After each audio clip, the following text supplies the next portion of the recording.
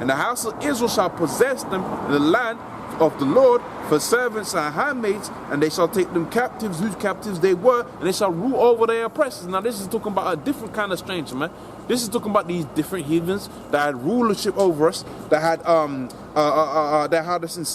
us serving them. Okay, whether it be we was in slavery, hardcore slavery. Okay, being beat. Okay, being lynched. Okay, being killed. Okay, as infants, okay, but so they can catch as alligator bait.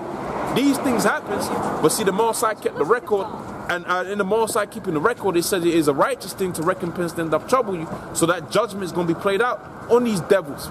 Okay, so and hey, if you don't keep to the endurance, going back onto the sermon, okay, which I'm going to get back into in a short while, you don't keep to the endurance, you ain't going to be a partaker of these great things that the Most High is going to bring about within the earth.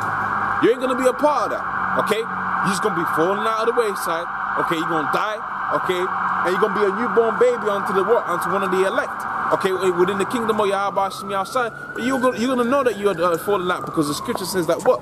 Okay, them that are going to die within this nuclear war, they're going to know, they're going to have that everlasting contempt, man. Okay, so it's not honorable death. It will behoove you. Okay, I believe that's the correct term. It will behoove you to stay steadfast to this truth and keep on fighting for Yahweh Shai, so Yahweh Shai can fight for you. That's why that's why I would recommend doing. Okay. So Isaiah, Psalms 149 and 5, it says, "Let the saints be joyful in glory. Let them sing aloud upon their beds." And we're singing right now, man. Okay. The scripture says that we have piped unto you, but ye have not danced. So we're piping this, playing this good music. Okay, we're serving out this, this 7-course meal. And Jake's not eating. Okay, the food ain't quite right for them. They're not liking it. Okay, but the fact of the matter is, okay, this song, this music, this feast, whatever what analogy you want to apply to it, this is the food that's going deliver your soul. Okay, this was gonna be the knowledge that was gonna deliver your soul, man.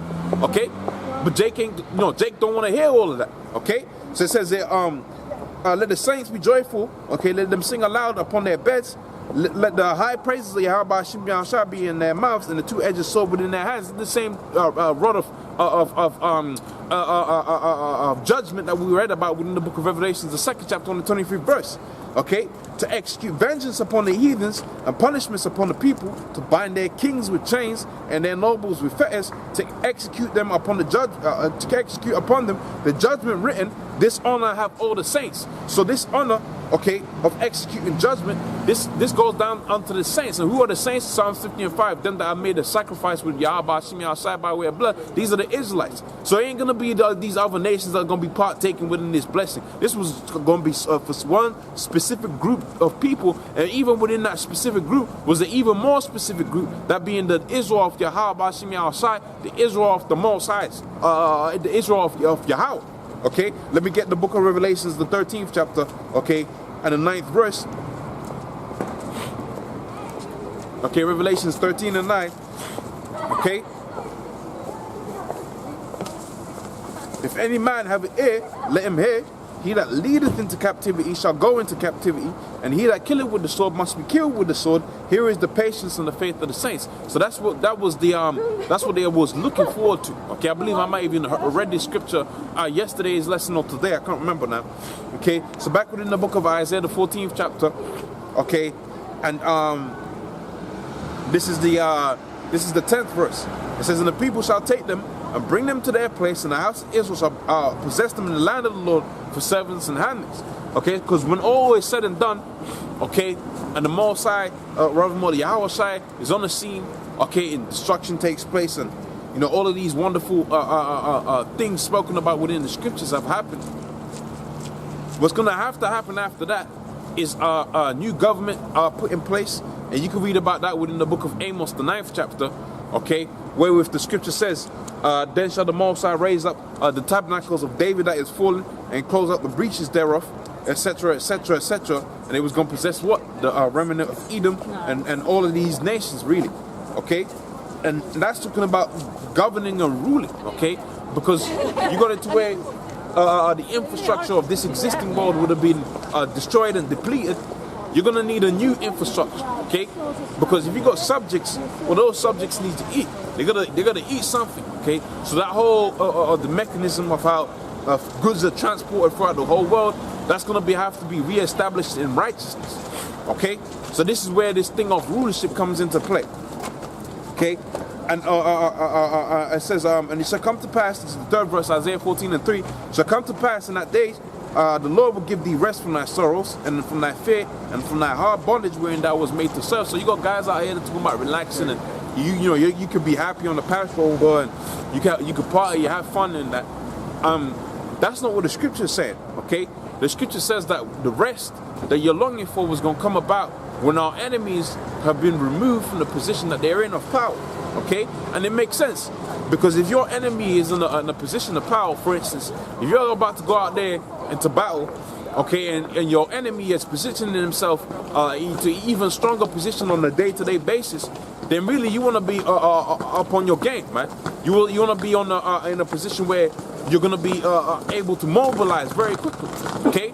And the same thing applies for what the situation that we're living in right now. You got to where Esau is every day furthering his endeavor to destroy the Negroes, Hispanics, Native Americans. So you really have to be on high alert. And the scripture says that what? Be circumspect, okay?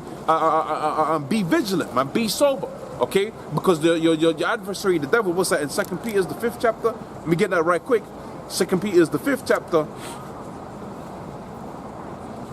Okay, 2 Peter's, 1 Peter's, rather more 5 and 8, it says, be sober, be vigilant, okay, because your adversary, the devil, which is Esau, who's in power right now, okay, who you ain't supposed to be resting if he's still in power. That's why the scripture says, be sober, be vigilant. Now, this ain't talking about you can't have no liquor, because you can't have no liquor, then guess what? You can't be a partaker of the Passover, man, okay? So it says, be sober, be vigilant, because your adversary, the devil, as a roaring lion, walketh about, seeking whom he may devour. Now, obviously, this is talking about the spiritual demon Satan first, but this is how Esau is conducting himself right now.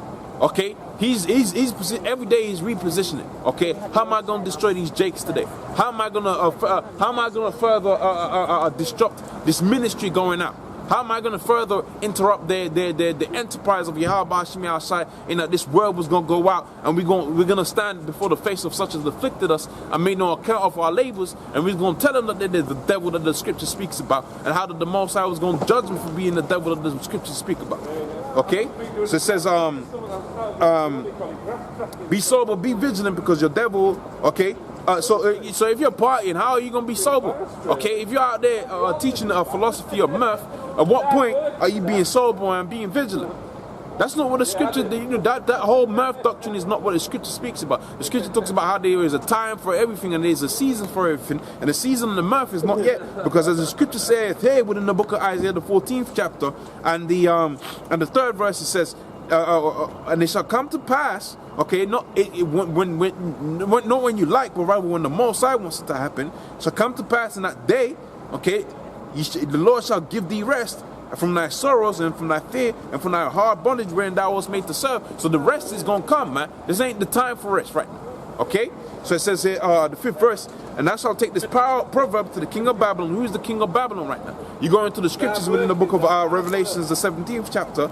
Okay, we can decipher who the king of Babylon is quite easily. Okay, so Revelation 17:1, it says, and they came one of the angels, okay, 7 angels, which had one of the 7 vials, and talked with me, saying unto me, come hither, and I'll show you unto you the great judgment of the whore that sitteth upon many waters. Okay, so this is going to be a country, a nation of people that was going to be sitting on top of all of the nations upon the earth. They was going to make merchandise with these different nations, man. They was going to make trade deals and have these nations in subjection, and have these Chinese selling shoes for $1, man. And they was going to make 100, 110 pounds, millions off of those shoes. Like Nike's got them people out there within China and Vietnam in hardcore slavery, man. Okay, but this was all part of their rulership. This was all part of them being on top of that, being on top of on top of the many waters. Okay, so it says now, and I'll show you the judgment of the great whore that sitteth upon many waters, with whom the kings of the earth have committed fornications, and the inhabitants of the earth have been made drunk. Okay, so you got to do the philosophies from Esau. Okay, The philosophies from Esau come by way of Babylon, which is America, and it's cast out. That's why you have television programming. You cast your television programming on, which is likened unto casting spells. That's why these nations are drunken, man. That's why the scripture says, be sober, be vigilant. Okay, that mirth doctrine is an idea that you watch on the TV. Okay, and because it's casted out like a spell, you go into where these Israelite camps underneath IUIC and ISUPK, they're underneath the spell of mirth, man. Okay, going back onto the scripture where it says, follow you sit in great dignity. See, when you're having mirth, people see that as like some glorious thing, man. Okay, mirth is seen as like a glorious thing within this society, but rather because you go to where our enemies are in rulership right now, you ain't supposed to be in a state of party, man. You're supposed to be being sober, being vigilant, okay, knowing that Esau can come at any minute, you know, do what he gotta do with you, man. Okay, and if you ain't put yourself in a position where you're mentally ready for that, you can find yourself in an uncomfortable position, man. Okay, so going back onto Revelations, the 17th chapter, on the 17 and 2, it says, with whom the kings of the earth have committed fornications, and the inhabitants of the earth have made drunk with the wine of fornication. Okay, so he carried me away in the spirit into the wilderness, and I saw a woman arrayed in scarlet, right? And I saw a woman sit upon a scarlet-colored beast, rather. Okay, which that scarlet-colored beast represents the NATO. Okay, so this woman was sitting up on top of NATO, and you see how America is controlling NATO. It's easy. This scripture is really easy and really applicable, man. Okay. Okay, so it says full of blasphemy, having 7 heads and 10 horns, okay, to combat the power structure of NATO. It says the woman was arrayed in purple, scarlet, which is red, and decked in gold and precious stones, and having a golden cup full of abominations in her hand. And that golden cup is the philosophies, the ideas. And we use the word philosophies a lot of times, but really you got to go into the breadth of that word and find out what it means. Because when you find out, when we say America is full of them philosophies, okay, full of philosophies, then you know that's gonna be Babylon, man. Okay, that's gonna be that country, okay, that city, that place where ideas, okay, and filth, okay, and abomination was gonna be poured out from.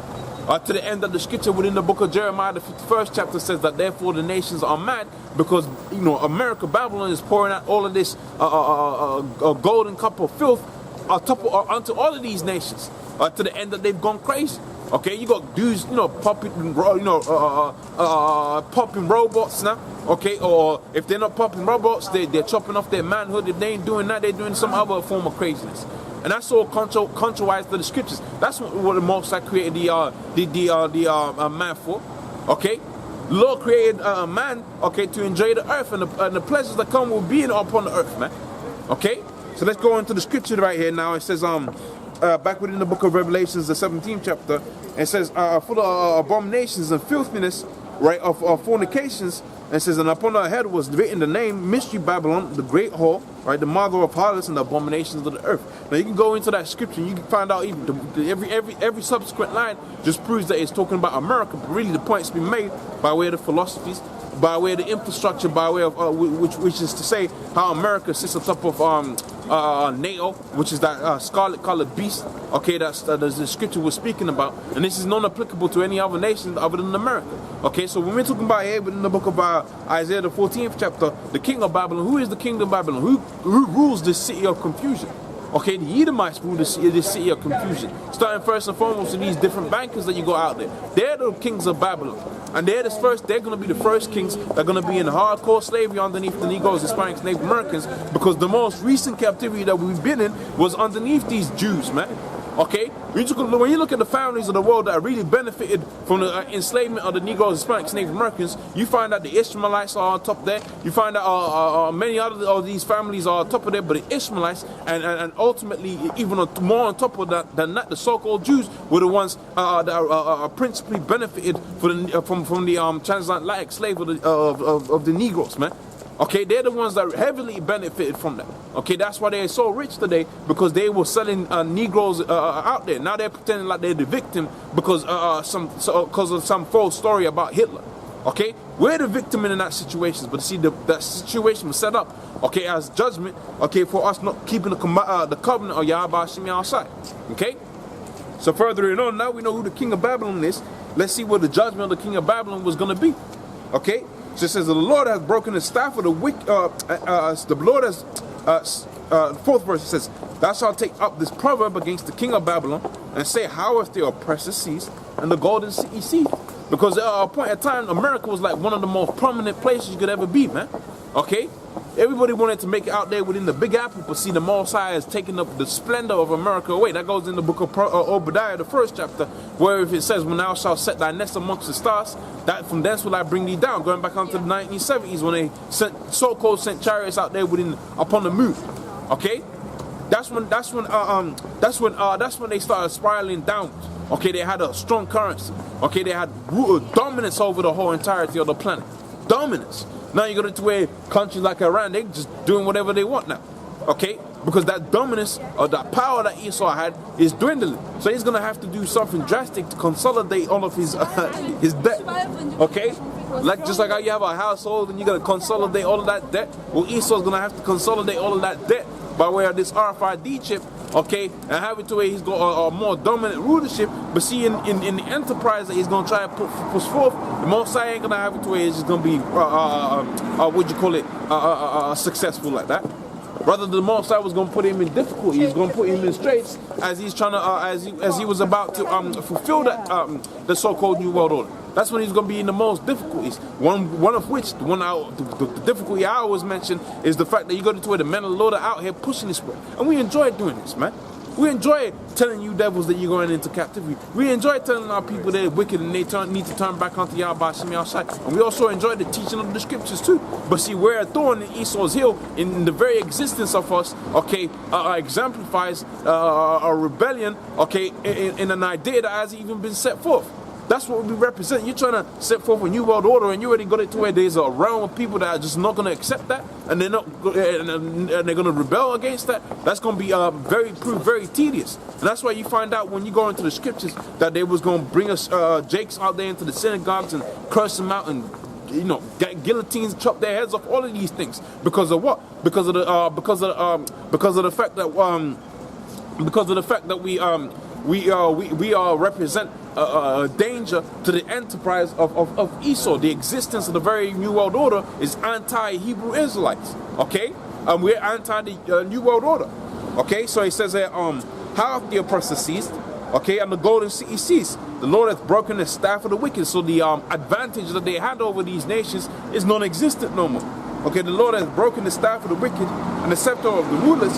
He who smote the nations with a continual stroke, he that ruled the nations in anger is persecuted, and none hindereth, so no one's going to stop. Okay, when Esau's being taken down, no one's going to stop. And ultimately, when the Lord comes on the scene, when they all come together and they're fighting up against the Lord, when Esau is ultimately put down, these nations going to be like, man, to hell with Esau, man. Okay, we don't even need that kind of grievous. We don't need that kind of a headache right now. Okay, let's just serve these Israelites and let's just do what we got to do. Okay, so it says here how much time is left? Okay, so it says here the whole earth is at rest. Okay, and it's quiet, and they break forth into singing. And when Esau's gonna be destroyed, man, everybody's gonna be just singing and rejoicing. Okay, even our slaves is gonna be just happy. Because even though you're gonna be a slave underneath Jake, you're going to be better off than you are right now, man. Okay, especially for these Ammonites and these Moabites and these different nations out here, okay, making, things for like $1 a day. They're going to be good. Because underneath the Negroes, Hispanics, Native Americans, you ain't going to be treated unrighteously. Now you're going to serve judgment, and the balancing of the scales is going to be committed, but you're going to be all right, man. Okay? So the whole earth was going to be at rest. The whole earth was going to break forth into singing. Okay, you wasn't going to have concrete all over the place, barium oxide put out there into poisoning the whole earth. You wasn't going to have these drastic moves, okay, that was put forth out there into the ambient to destroy the Negroes, Hispanics, Native Americans, going to the fact that they have what? They're taking crafty counsel against the anointed of the Yahweh Shemi outside. Okay, to the end that they might destroy the anointed of Yahweh Shemi outside by way of poisons and toxins and crappy food, whatever it may be. Okay, the fact of the matter is that when Esau is destroyed, it was going to be non-existent anymore. Okay, so let's carry on now with the scriptures. Isaiah the 14th chapter. Okay, yea, the fir trees of shall rejoice at thee. The cedars of Lebanon, saying, since thou art laid down, no fellows come up against us. To combat mass deforestation. Health from beneath thee is removed to meet thee at thy coming. It stirreth up the dead for thee, even the chief ones of the earth. Okay, it has raised them up from the thrones. All the kings of the nations. Okay, they shall speak unto thee and say, art thou become as weak as we? Okay, so that's dealing with leverage. Okay, they had nuclear leverage for the longest, and through nuclear leverage, they was able to maneuver these countries in a certain kind of way. Okay, when you read in the book of Revelation, 17th chapter, on how Esau was on top of all of these nations, and he was the man. Sitting on top of the sea. Okay, roughly paraphrasing. Then when you go and do you understand geopolitics, you find out they was able to do that by having an advantageous leverage over which they obtained by way of their military. Okay, but now you go to where everybody else is, balancing the scales of their nuclear arsenal. Everybody's getting up on their nuclear game and this, that, and the third. Hey, what's good? Okay, everybody else is balancing all of that out. Okay. Then you're going to have a situation where they was going to look at Esau and say, look, we don't have to do what you want us to do anymore. We're going to do what we want to do. And that's where this scripture comes into play. Where the scripture says, thou become as weak as we. Okay. And says, and thy pomp, which is their pride, okay, was going to be brought down to the ground. And the noise of thy vials, okay, the worm is spread underneath thee, okay, to cover thee. And says, how art thou fallen from heaven, O Lucifer, son of the morning? How art thou cut down to the ground, which didst weaken the nation? So that's really what this whole thing is about, man. Okay, you're talking about the immediate time that we're living in right now. We're living in the immediate, okay, a time of Esau, okay, being brought down, okay, and the setting up of the kingdom of heaven. And if you don't endure the adversities that's going to come about as it pertains to Esau being taken down, you wasn't going to make it through to enjoy the pleasures of the kingdom, man. Okay, you was going to be caught up within this whole thing.